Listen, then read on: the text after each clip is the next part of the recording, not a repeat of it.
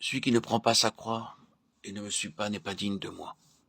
Celui qui aura conservé sa vie la perdra, et celui qui aura perdu sa vie à cause de moi la retrouvera.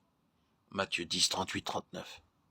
C'est à l'occasion du départ des 12 disciples qu'il envoie vers les brebis perdues de la maison d'Israël que le Seigneur fait retentir l'appel à porter la croix. Il avertit ses messagers des tribulations qui les attendent. Les ennemis d'un homme seront les membres même de sa famille dès que les droits du Christ s'opposeront à la volonté des siens. L'heure viendra que les difficultés surgiront et qu'il faudra faire un choix entre ce que Dieu demande et ce que veulent les parents, peut-être un père, une mère. L'épée est là, qui va faire son œuvre de séparation.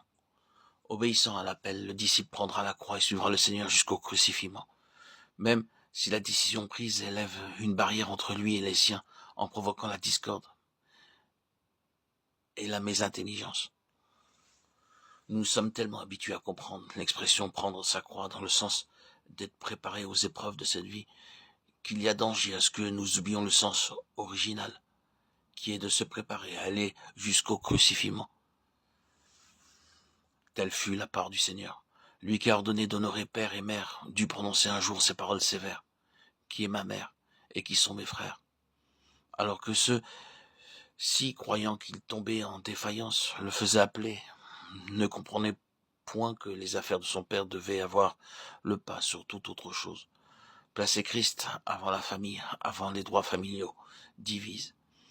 Et ces divisions entraînent une souffrance intime, profonde, qui est bien comme une épée transperçant l'âme. L'élément charnel, psychique de l'affection est alors détruit. L'âme purifiée s'ouvre à l'amour divin, sous l'action du Saint-Esprit. Et ceux qu'elle aime, elle ne les aime plus pour elle-même, ni pour eux-mêmes, mais pour Dieu et en Dieu. La vie inférieure a fait place à une autre vie, d'ordre supérieur. L'âme, avec sa personnalité, sa capacité, subsiste. Mais maintenant, elle reçoit l'impulsion de l'Esprit de Christ, dernier Adam, qui habite l'Esprit, au lieu d'être animé de la vie animale héritée du premier Adam. 1 Corinthiens 15, 45, 48. Dans l'évangile de Luc, l'action de la croix sur les affections psychiques humaines est mieux définie. Elle est décrite avec plus d'énergie. C'est le mot « haïr » qui est employé. Le Seigneur dit « Si quelqu'un veut venir après moi et ne hait pas son père, sa mère, sa femme, ses enfants, ses frères et sœurs, et même sa propre vie, il ne peut être mon disciple. » Luc 14, 26. Ici encore, le mot grec est psouké. Il s'agit donc de la vie psychique. Dans le passage de l'évangile de Matthieu, il est surtout question de choix, de préférence, de première place. Le Seigneur fait appel à la volonté. Il faut choisir entre lui et les membres de la famille et lui donner la première place dans le cœur. Sinon, le servir est impossible. Cette idée est exprimée par les mots « plus que moi ». Mais dans Luc, c'est surtout sur l'action du disciple que le Seigneur met l'accent. Une décision virile concernant l'élément naturel, psychique, des affections. Il faut haïr sa vie, psouké, pour que les affections soient purifiées, sanctifiées.